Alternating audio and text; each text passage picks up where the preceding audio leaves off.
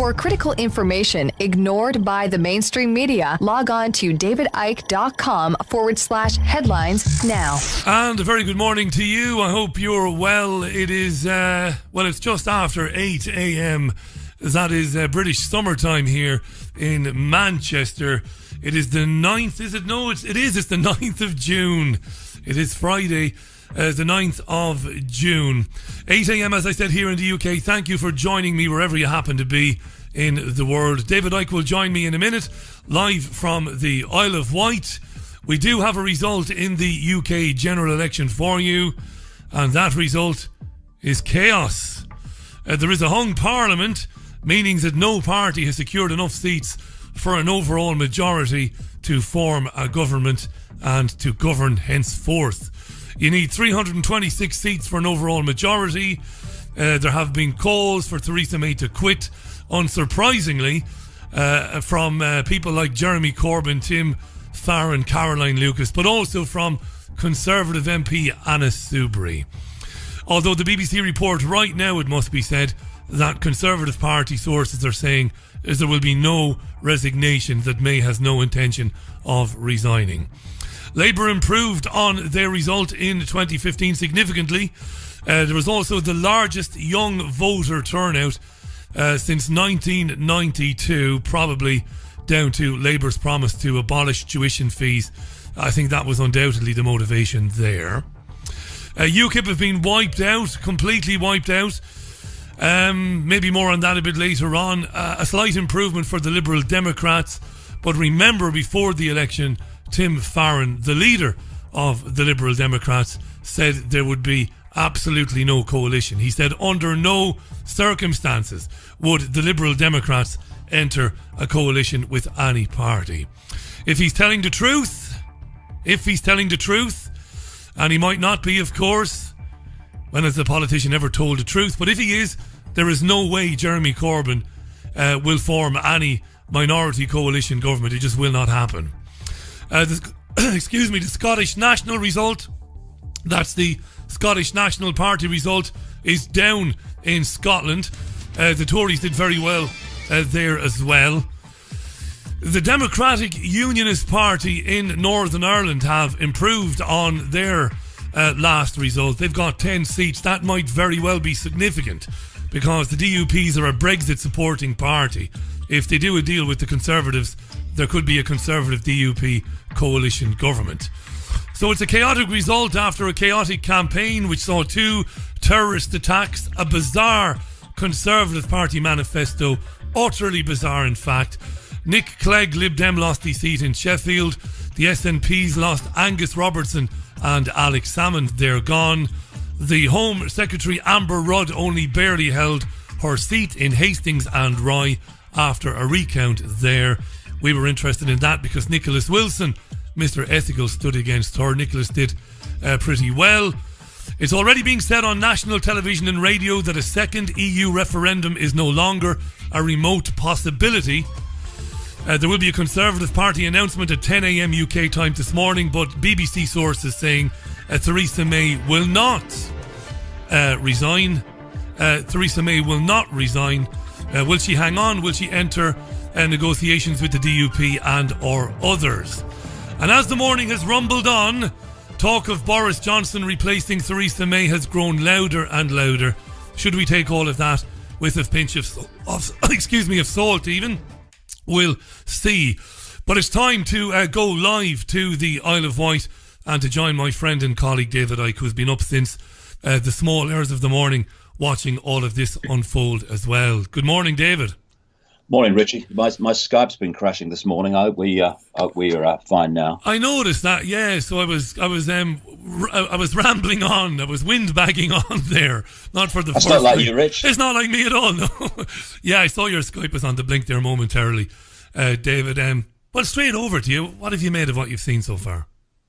Well, first of all, for people listening to this on the recording, we're talking at just after 8 o'clock in the morning. So much may have happened in the meantime. Well, I think there's some good things and I think there's some bad things. And the worst thing, I think, is that a Brexit worth having is now pretty much highly, highly, to say the least, unlikely.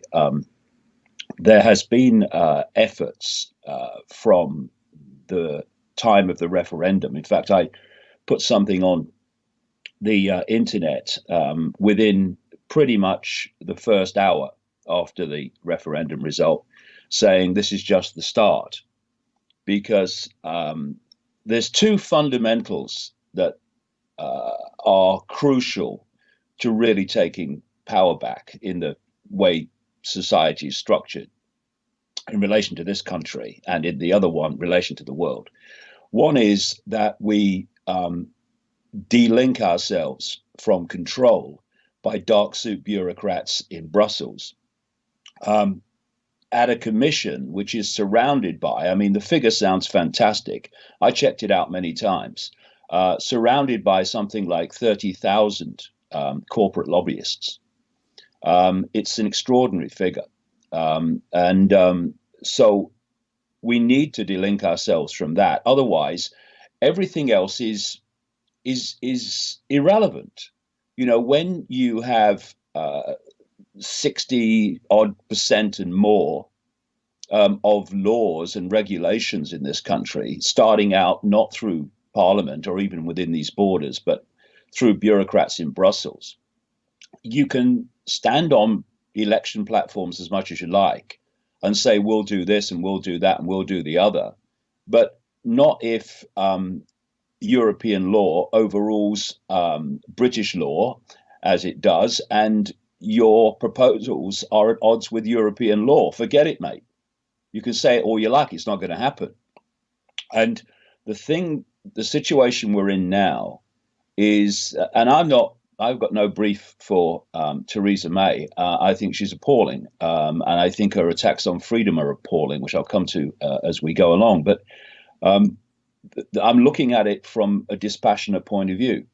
What we have now is a situation where negotiating a Brexit with the dark suits is going to be virtually impossible to get anything worth having. We've got, Jeremy Corbyn's Labour Party talking about the fact that they will definitely not leave the single market, and they will consider keeping in the customs union. They reject a no-deal outcome, no set cap on migration levels, and other things they've agreed to already. So if you're going to stay in the single market and you're going to have all these other things that you say, well, they're a gimme, then frankly, what is there to negotiate? And once you're in a situation where the dark suits know that, they're going to say, of course they are. Okay, you want to stay in the single market? This is what you got to do to stay in the single market. And it will be a list of things which will basically mean it ain't even worth coming out still in the union, in terms of what you get. So on that level today, the referendum result of the leaving of the European Union has been basically completely negated, because if May stayed in office, I don't see how she personally can. I mean, the Tories will obviously try, being the biggest party, but I don't see how she can morally. But of course, we all know that using the word moral and politicians in the same sentence is never advisable. So we'll see how that goes. But her negotiating position is gone. Her ability to get anything other than what what's called the Progressive Alliance or coalition of other parties won is impossible virtually. So we're looking at, in the best way of looking at it, a very, very diluted, watered down Brexit, which will leave the dark suits with enormous power over what happens in Britain. There's some good things about what's happened, which I'll come to, or potentially good things, because when a politician says we're going to do this, it doesn't mean they are. I mean, that's the lesson of history. But I think, Richard, before we move on to the good things, it's worth in relation to this Brexit, just asking the question. You have Theresa May. She had a workable majority. She said over and over again that she would not have an election before 7 times the negotiations to leave the European Union were complete. That's right. And then out of nowhere, she calls an election. Now, on the face of it, as it was played at the time, you could say, oh, she thinks she's in a really strong position now, and Jeremy Corbyn and the Labour Party are nowhere, so now's the time. It's a political decision for the benefit of the Conservative Party. That's how it was played at the time. And that would have been okay had what followed not been such a catastrophic election campaign. I put a meme on the internet the other day, which basically said if Theresa May was trying to throw the election, she would do exactly what she's doing. And my son Gareth said when the Tory manifesto was released, basically, are they trying to throw the election? Because what was in that manifesto was a suicide note for vast numbers of what would be natural Conservative voters, old people with money, old people with not a lot of money, but have a Conservative background of voting. Yeah, homeowners and the like. You're right, 100%. Many do. Yeah, and she basically gave them the finger in the manifesto.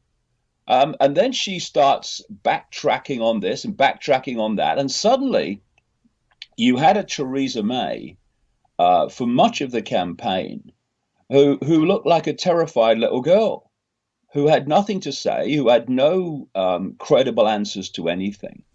And, Jeremy Corbyn, for all his faults actually in Parliament, is a very, very good campaigner. That's been his lifeblood all his political career, activism and campaigning.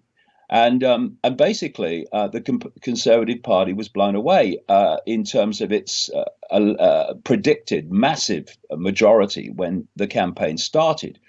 So you can, I'm not saying anything at the moment. When we're looking at these things and discussing these things, we need to be dispassionate and look at the evidence, look at the facts, and then let the facts build. But it is a strange combination that we're looking at here, which is that the establishment was shocked by the Brexit vote. It threw a spanner in the works of their whole plan because the European Union is meant to absorb more countries, not lose them. We had a situation where Theresa May had got herself in a position and put herself in a position where she was absolutely going to lead this Brexit means Brexit. Suddenly an election is called out of nowhere and not necessary. And that because she's already got it through Parliament to trigger the article that started the negotiations. Article 50, the mandate was there. You're 100% right. The mandate was there. Right. Yeah. And then what immediately followed was one of the most catastrophic election campaigns since the Labour manifesto under Michael Foot long ago, which was described as the longest suicide note in history. So when you put those things together and the outcome, again, look at outcomes. The outcome has been that Brexit means Brexit in a few weeks has become absolutely Brexit doesn't mean Brexit. It means at best Brexit light and very, very light. So these are the things that we really ought to be just looking at. And pondering on and seeing where this goes, because it's an amazing coincidence that this is really important stuff. This, David is right. The mandate was there for Theresa May to take the country into the negotiations on the 19th of June with the European Union. despite the attempt in the High Court to knock it back, she was able to get a huge majority in Parliament to support the triggering of Article 50, and she could have just gotten on with it. As David said, 7 times May said there wouldn't be a general election. It wouldn't. You don't have to be, a conspiracy theorist to conclude that May was pretty certain that there wouldn't be any general election until 2020, that she would carry on with the negotiations. What we're looking at today is we're looking at the possibility, and this won't happen for a few days, maybe even a week or two. We're looking at the possibility of a Conservative Democratic Unionist Party coalition, because they're very much in favour of Brexit, either headed up by Theresa May or by other Conservative Party front bencher. So all the smart money should be on a Conservative DUP coalition. But what that might lead to, David, is, because of what happened overnight, that might lead to so you might have a period then over the summer. Things will quieten down a little bit, but as you get into the autumn and you head into the later part of this year, you're going to have increasing calls for a second European Union referendum, aren't you? It's inevitable now that we're going to hear a lot about that, regardless of whether I'm right or wrong in terms of the Conservative DUP alliance or some other sort of alliance, because Jeremy Corbyn cannot form a government. It's ludicrous. He doesn't have the numbers to make a substantial, or to make an even decent minority government. Tim Farron has been adamant that there's no way they will form a coalition with anybody, no matter what, come hell or high water. So either there's another general election, which isn't impossible, or there is a Conservative DUP alliance, or with others, which is going to be spun as there's been a big turn against Brexit. Therefore, we might have to consider putting this to the public again, as we saw in Denmark, as we saw in Ireland. What do you think? Well, that's where they'll definitely want to go. But I was reading a quote by the DUP leader this morning. Arlene Foster, right? Where they're putting forward the idea that they believe in Brexit, but this spokeswoman, as it was saying that a soft Brexit was what they wanted, and they certainly did not want a hard border with the Republic of Ireland. So wherever you look, Rich, we're looking at a Brexit that is still leaving us massively controlled and dictated to from Brussels. I mean, Jean-Claude Juncker, or Jean-Claude Drunker, as he is accurately referred to, must be on his second bottle by now, and it's only 8:20, because all the power has been handed in that direction. But like I say, there are some good things in this, but good things only if people do what they say they'll do. Because the Tory majority has been so cut to, not even a majority, it means that the plans that Theresa May had, and she has massive form and history of this as Home Secretary, to bring in very substantial regulation of the internet and government control of the internet. Now we'll see whether this progressive alliance is really going to stand for freedom or not, because she must not be allowed to get that through. And you would think that the progressive parties, as they call themselves, I'm not calling them that, I don't think they are mostly, but they call themselves that. They, unfortunately, are becoming another tyranny when it comes to human freedom. I mean, it's the progressive side of politics that is driving politically the politically correct agenda. It's them that, in terms of the Labour Party, that did not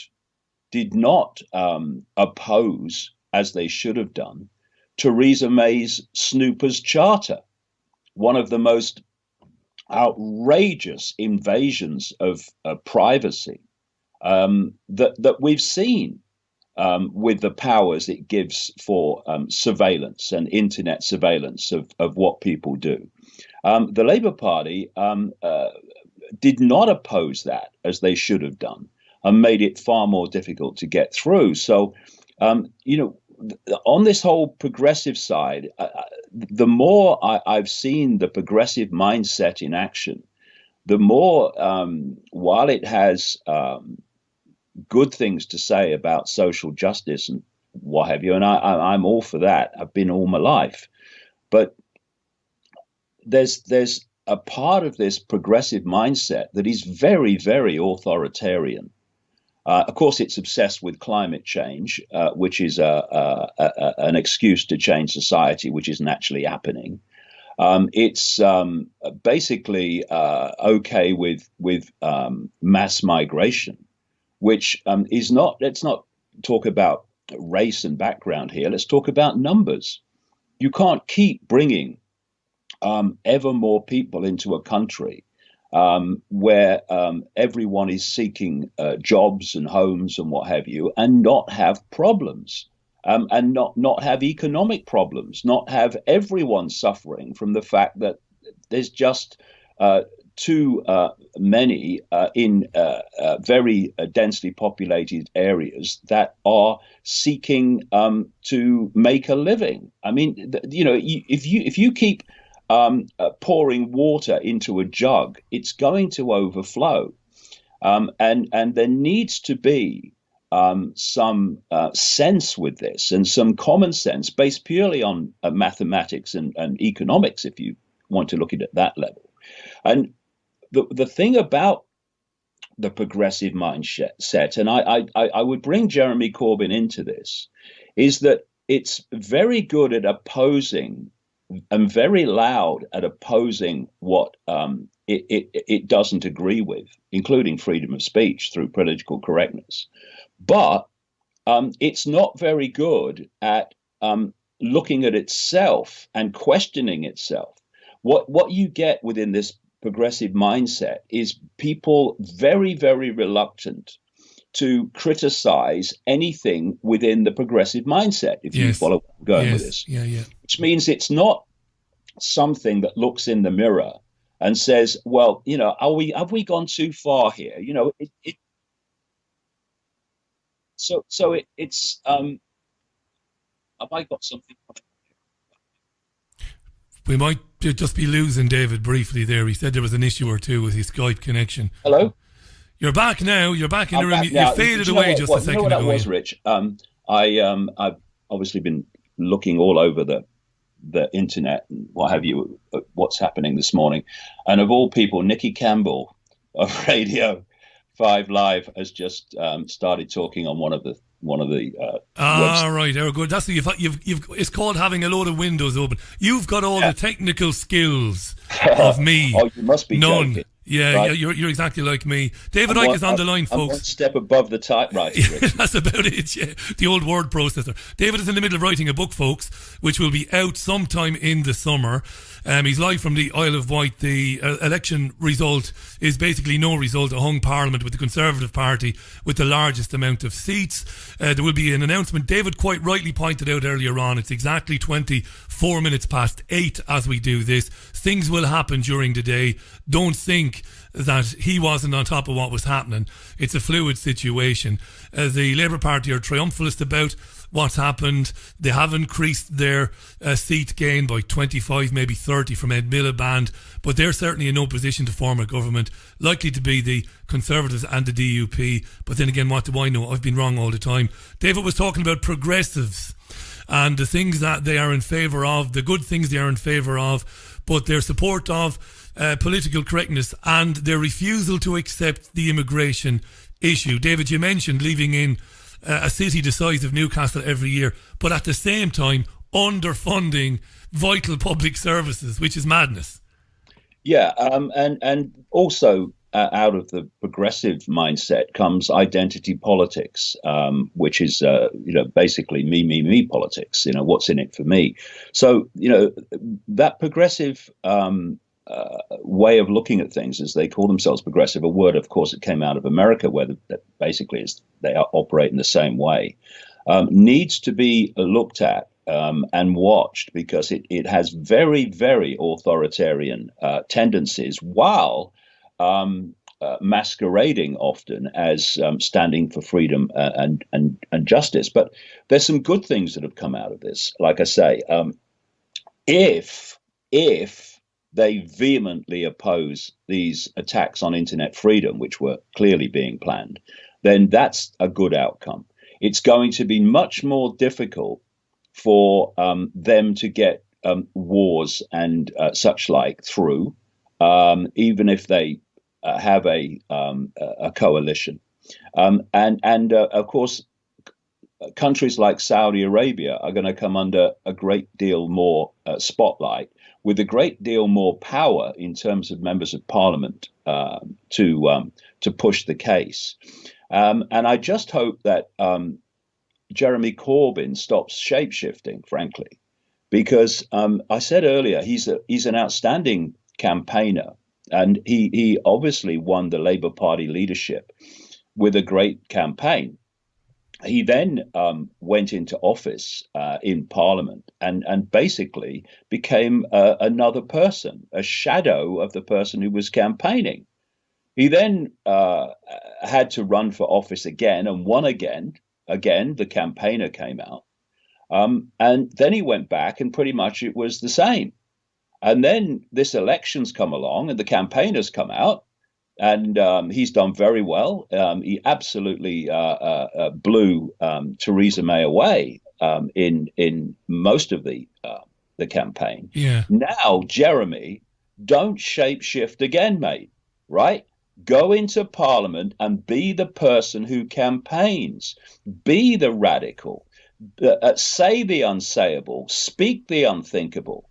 And he's never got a better chance now with the wave that he is now on as a result of not so much how many seats he's got, but how many seats he's got compared with how many they were saying he would get. Right, that difference between he's a disaster and the Labour Party is going to basically disappear to what has been achieved is such a vast spectrum that it's created this wave of Jeremy's a genius, right? So use it, man. Don't go back to Jeremy the stand back and don't upset anybody kind of trying to be all things to all men and women. You can't be, so don't be.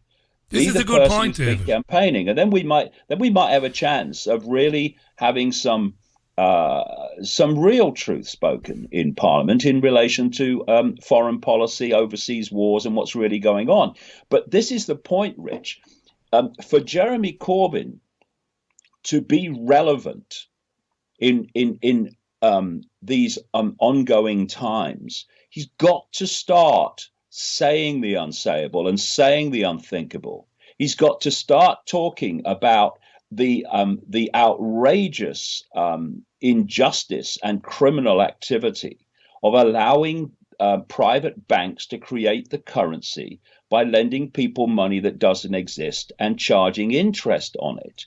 He's got to start calling people out and naming names and really, really going for it, because there's no point otherwise. There's no point in going on trying to keep everyone happy. And all these attacks on him by his own MPs and these plots on him, this result has blown them out of the water as well. So he has this tremendous opportunity now to really be the radical he says he is. This is really important stuff, David. This is really important stuff because despite what I said, and I'm right, he is in no position to form a government. It doesn't matter.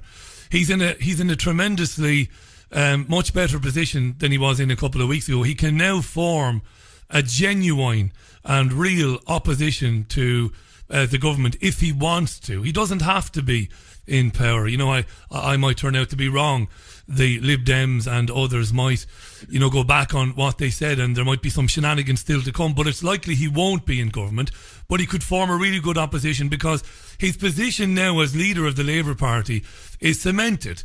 You know, if he'd have got wiped out the way it had been predicted, he would have gone, and who knows what would have happened after that. But now, nobody within his own tranche of backbench MPs can really go after him. So he does have the opportunity to talk, for example, about the terror funding report, David, which you've been talking about on davidicke.com, which apparently hangs the Saudis out to dry for funding and arming terrorism, and probably highlights the part the British intelligence services has in helping the Saudis do that, which we're not getting. There's a lot of things, as well as you said, the money thing, which is massive, that he could do.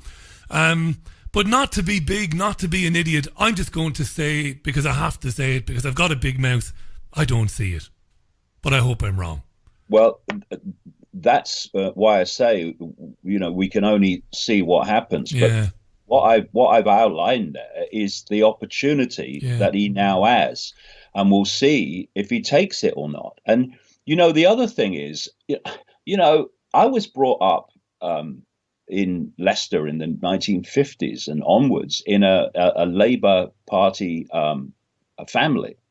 My father, mother always voted Labour, wouldn't even consider voting anything else. Although my father was very streetwise on one level about the fact that the people like Harold Wilson and all these others were, you know, not what they said they were, and were not to be trusted. But voting anything but Labour was unthinkable. So I was brought up with that mindset. And, you know, as you move through your life and you see things, you start to realize that actually what I call in Phantom Self, the postage stamp consensus, which is a tiny range of beliefs in society, in reality, and in finance, in everything. That postage stamp consensus is where all the political parties stand. And what you have is a Labour Party that is looking at the postage stamp from one angle, and you have a Tory party looking at it from the other, etc. But it's still the postage stamp. And the Labour Party and the Tory party, and I have to say, these other progressives too, are actually all on the postage stamp. They're not involved in new thinking. They're involved still in the old thinking in so many ways. And for society to change for the better, the old thinking that's created this has got to go. Simple example.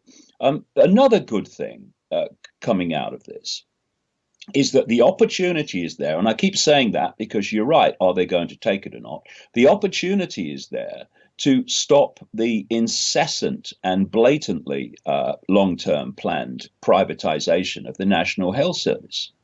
But if we stay in the old thinking, which is Labour Party spend more on the NHS, Tory Party spend less on the NHS, or push the NHS to privatization, then we ain't going to go anywhere. The new thinking says, not how many people are we treating and how much money are we spending to do it, but why are so many people ill? That's what the new thinking says. And it starts to look at why they are. Why are people going for these diseases? Why is dementia vastly on the increase? Why is cancer on the increase? Why are people suffering in such vast numbers from stress-related problems and mental health problems on an increasing scale? Why is it happening? Let's look at the causes of that. And the more we deal with the causes, the less people are going to get ill, the fewer people are going to need treatment, the less the pressure on the National Health Service, and so on. And the new thinking says, in terms of health, is the scalpel and the drug the only option to meeting the challenge of illness and disease? Is it? Are we going to allow the pharmaceutical cartel to dictate the way that we are treated and even enshrine it in law when people being sick is how they make their billions, not by people being well? This is the new thinking. Now, are we going to see that? Well, I'd be very pleased to see it, but I'm not holding my breath. This is what I mean by the postage stamp, Rich. Yeah. And it's easy at a time like this. And, I'm really glad that austerity has the opportunity to be challenged now, that the deletions of freedom have the opportunity to be challenged now, although many of these freedoms are deleting freedom of expression through political correctness, which the Progressive Coalition, quote, is all in favor of, vehemently so in many cases. But it's easy to get excited when, you've seen a result like this that wasn't expected. But let's just take a deep breath and look at what we are looking at. And that is still the old thinking. And the old thinking is on the postage stamp. And the postage stamp is how we got here. In fact, the postage stamp is where we are. And so there are some good things about what's happened overnight. But let's not get too carried away here, because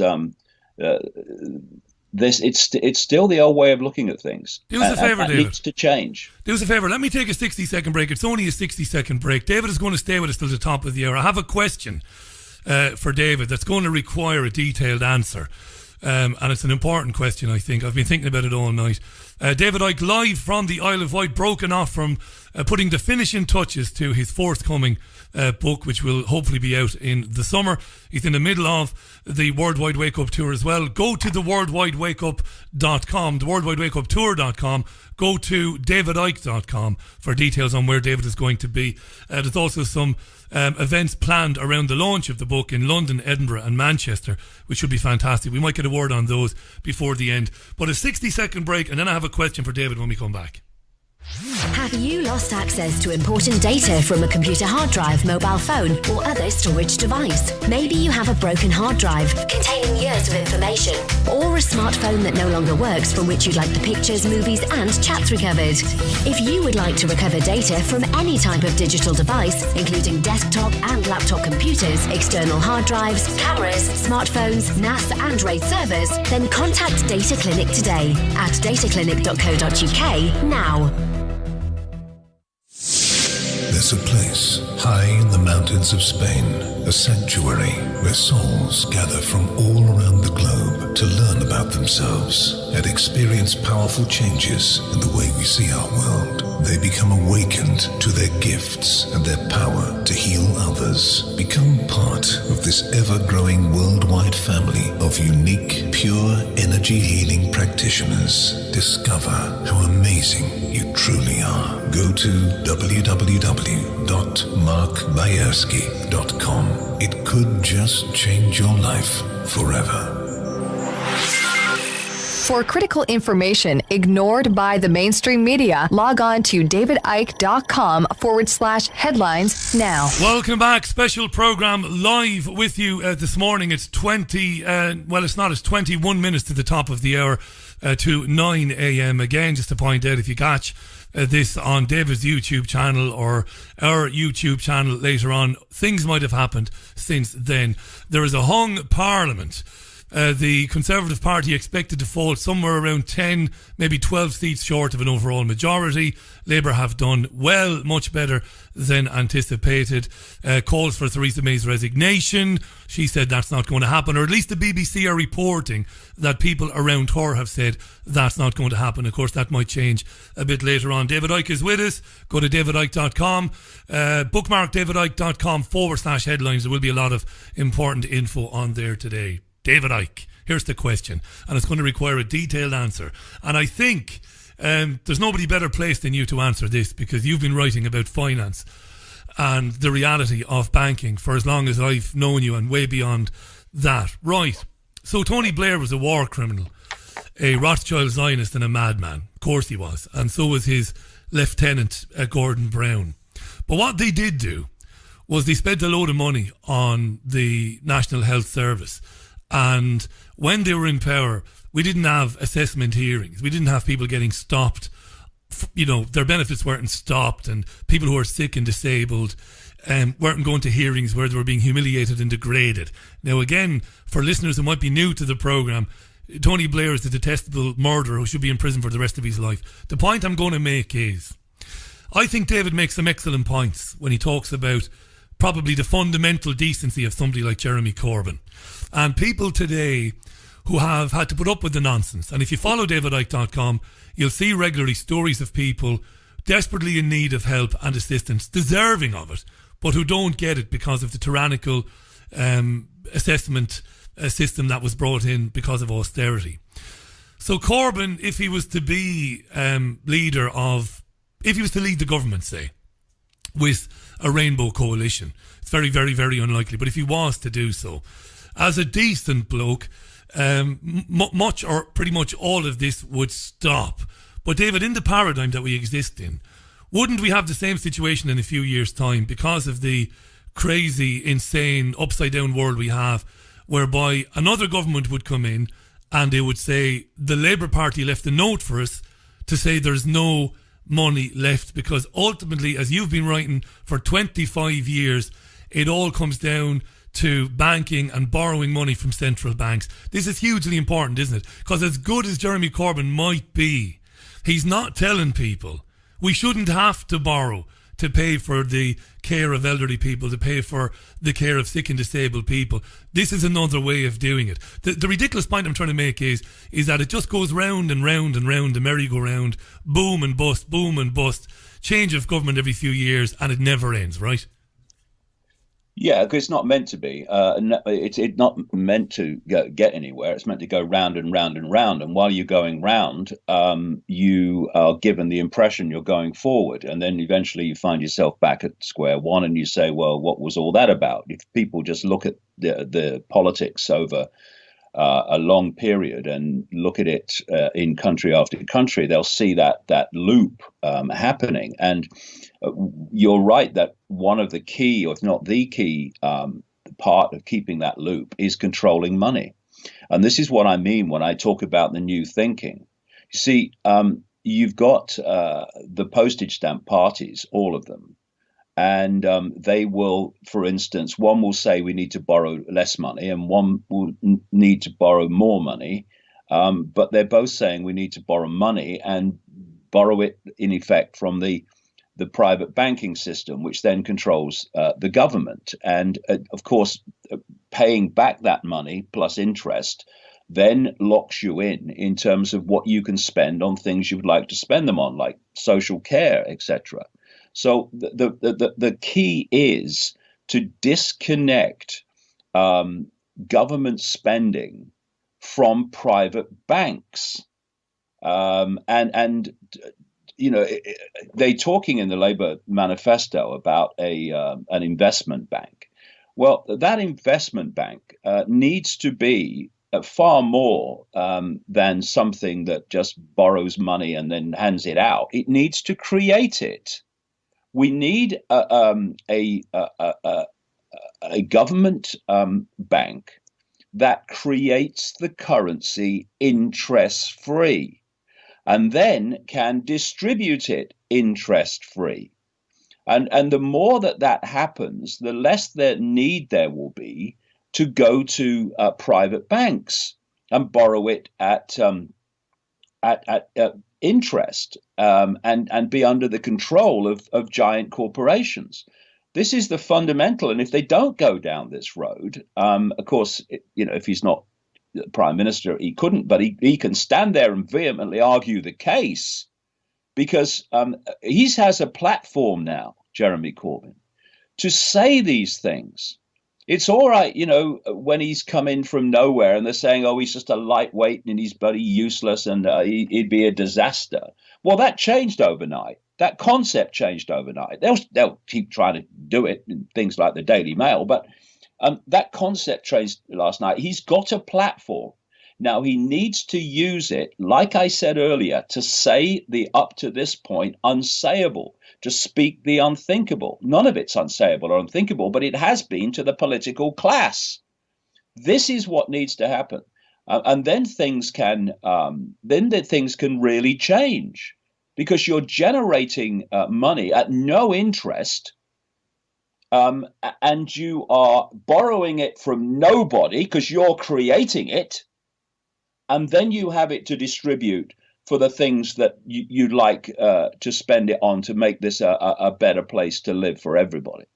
This is what I mean by the unsayable and the unthinkable. And there's another great thing about last night, which I've not heard anybody mention so far, but it is early, and that is actually this consciousness shift against anything that is perceived as the establishment continued last night. Yeah, in a very interesting way, because the Labour Party and Jeremy Corbyn were considered to be against the establishment. That they're not in the new thinking way, but they are in terms of the postage stamp in a way. Although if you're on the postage stamp, you are part of the establishment, because that's what the establishment is, the postage stamp mentality. But in Scotland, the Conservatives won seats in Scotland when they were losing them elsewhere, because the Scottish National Party have become the perceived establishment there. Yeah, and the force in control. 20 seats they lost. Yeah, there is this antipathy towards anything establishment, anything in a position of ongoing control. It can also be seen last night, as it could be seen with the Brexit vote, and it could be seen with the perception, not the truth, of course, but the perception at the time of Trump. And that's good to note. And I do, again, coming back to Jeremy Corbyn, hope that he now realizes that there is a consciousness shift going on in terms of people's perceptions of things. And instead of having to apologize for the new thinking, and not that whether he has new thinking, he's not saying it, I don't know, but instead of apologize for saying these unsayable things up to this point, the public mind, more than ever before, is open to them being said. So go for it, man. Don't hold back. Say what you really think. Stand for what you really stand for, and propose what you really think should happen. And don't say, what will they say if I say this, or will I lose votes if I say that? And this is a point, Rich, that I mentioned earlier. This inability of the progressive mindset to look in the mirror and question itself. And Corbyn does have previous, since he became leader, of clearly saying things to keep people happy that he didn't really believe. I mean, that's why he was really very purposely weak in the Brexit campaign, when he was campaigning in theory against coming out, when he's had a whole political career history of saying it should happen. And, his brother, you've interviewed many times, of course, is a climate and weather forecaster who is a vehement opponent and exposer of the climate change hoax. And Jeremy Corbyn can't be so close-minded that he doesn't realize that it's not all it's cracked up to be. But he's been pushing on with climate change, because that's the progressive mindset belief system. That, yeah, climate change, the planet's going to die, we're all killing the planet. Well, this is what I mean by standing for what you believe in. If you think there are questions to ask about the climate change orthodoxy and other things, then say them. And if your progressive supporters say, oh, well, I don't agree with that, well, that's what you have to do. It's called leadership. It's called democracy too. Yeah, democracy too. It's saying what you believe and taking the consequences instead of telling people what they want to hear. this is what I've seen Corbyn doing in Parliament. Yeah, and he doesn't do it anything like so much, although he does in progressive things. But certainly in campaigning, he's much more willing to say things. He needs to take this opportunity and become a leader for all people, and not a leader of a progressive mindset, parts of which he may not agree with. Well, it's interesting you brought up his brother. We've just got a few minutes left. You'll get the last word. But it's interesting you mentioned Piers when he was on last. I mean, I've said privately to Piers, listen, you know my thoughts on elections and some of the flopping that your brother has done, but I don't bear him any personal ill will because I don't know him. And over the years, I've been following geopolitical events since the late 1990s, so I know all about Jeremy Corbyn. As an Irishman, we knew all about him and his willingness to talk to everybody in the north of Ireland, not just Republicans. And I said to Piers on the air, I said, you know what, I'd go out in the morning and vote for him, Piers, if he took on the financial system and if he took on the Zionists. You know, if he highlighted the fact that the Conservative Friends of Israel and the Labour Friends of Israel, you know, how powerful that lobby group is, and advocated kicking him out of the country and kicking him out of parties. And one or two other things, I'd go along and I'd say, look, I was wrong all along. There is a man who might make a difference. And of course, tellingly, and it was one of the most, I suppose, telling sound bites that our programme has had this year, Piers said, well, he more or less agrees with all of that. And it's like, why hasn't he been saying it then? Why didn't he stick up for, Ken Livingstone? I mean, George Galloway was on the programme. Incidentally, because we're actually broadcasting live from that constituency, I must mention, no surprise. I've been speaking with George Galloway in the last couple of days. No surprise that Labour held the seat.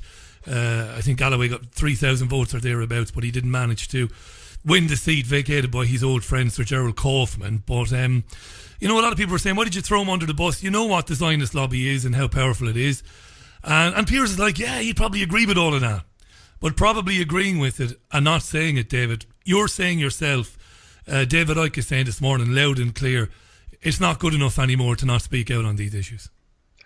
Yeah, the thing is that he could have made the excuse up to this point that the parties, the parliamentary parties against me, the press is against me, I've got to somehow keep going, so I have to keep quiet about some things to mitigate all the other things that are happening. But he doesn't have that excuse now. That's the point I'm making.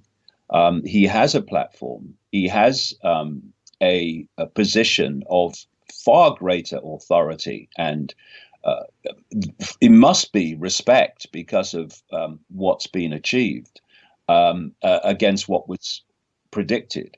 So he has the platform now, and with that platform, there is no longer an excuse to avoid all the things that I've mentioned and all the things you've just mentioned.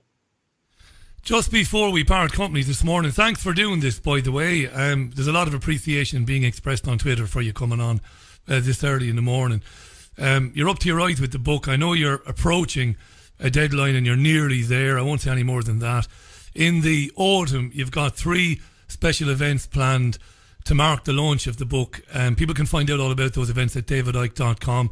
3 evenings. Do you want to just talk about those in the time we have left, David? Yeah, it'd be interesting, Rich, by the time we get round to that in November, where we are as a result of what's happened overnight. The book won't be out in the summer. It will be out at the time of those events in November. I'm working, I sat in this chair at 4:00 yesterday morning and got out about 6 or 7. Yeah.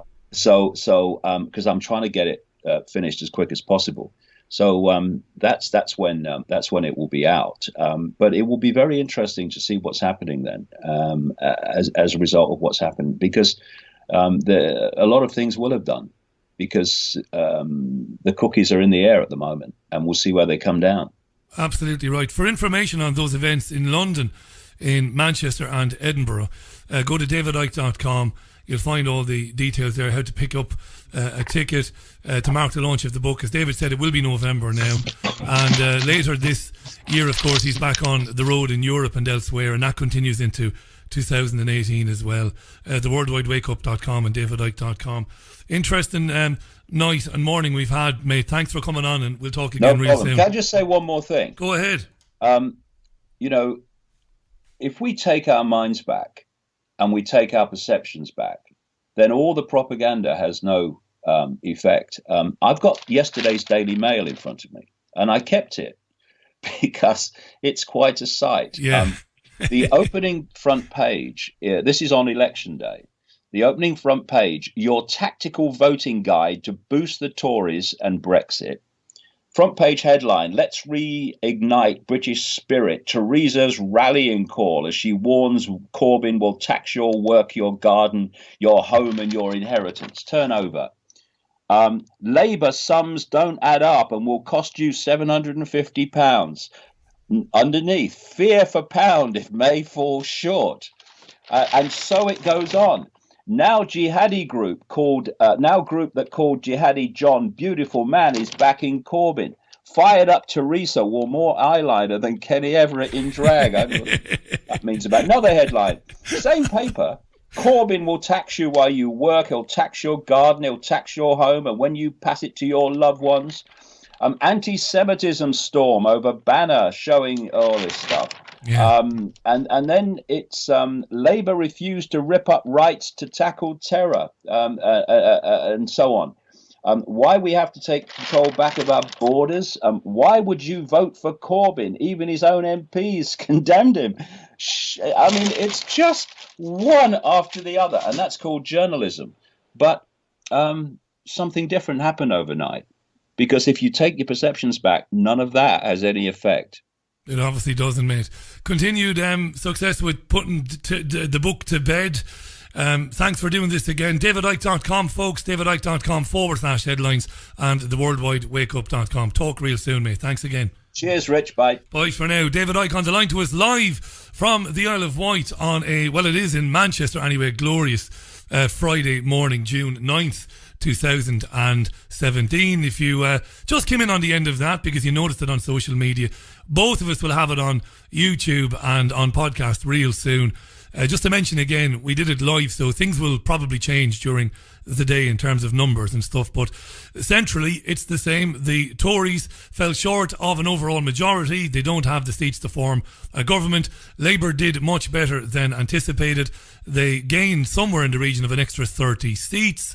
We were talking at length there about the things that Jeremy Corbyn can do now as a very, very much a credible opposition party leader, not having to worry about backstabbers on his own backbenches. Fascinating stuff. I'm going to leave you and love you. That was it for this special programme. Join me live on Sunday morning for the Sunday View programme in association with DavidIcke.com. Live on Sunday at 11 a.m. UK time. A few things will have happened in the meantime, no doubt, that we'll be reflecting on there. In the meantime, stay with DavidIcke.com. Follow us on Facebook and on Twitter, the Richie Allen Show on Twitter and on Facebook. And if you keep an eye out, the podcast and David Icke's YouTube channel will have this conversation online, as well as my YouTube channel real soon. Thank you for listening. Until Sunday morning at 11 a.m. Just before I go, actually, I did say on Wednesday,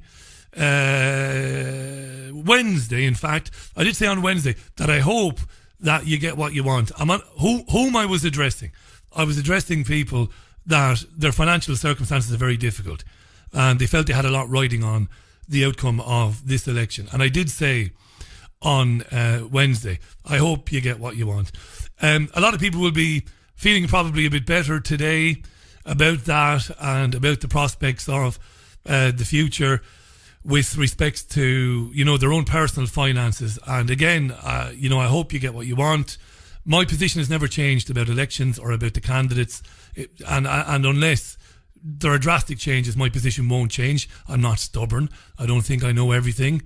I'm not dogmatic, but I don't believe we can achieve anything with the system as it is. If that ever changes, I'll be the first to admit I'm wrong. I hope you are somewhat happier today than you were on Wednesday. Right, until Sunday morning, that's it. That's enough of me. You've heard enough from me today. Look after yourselves and one another. Have a magnificent weekend. Until next time, bye now. Broadcasting the information the mainstream media won't touch. This is The Richie Allen Show in association with DavidIcke.com.